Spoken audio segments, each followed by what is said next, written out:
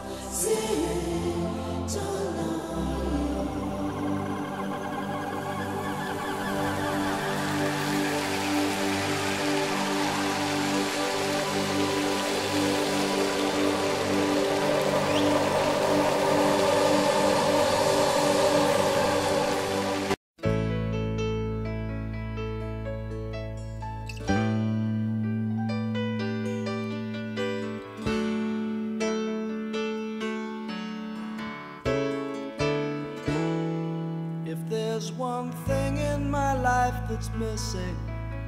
It's the time that I spend alone, sailing on the cool and bright clear water.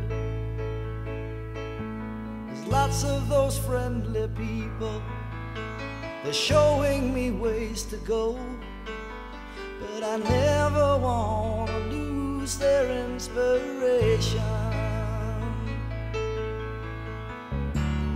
Time for a cool change. I know that it's time for a cool change. And now that my life is so prearranged, I know that it's time for a cool change.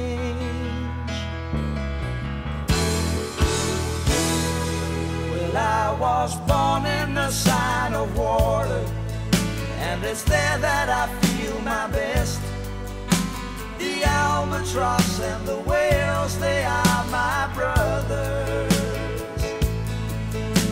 It's kind of a special feeling when you're out on the sea alone,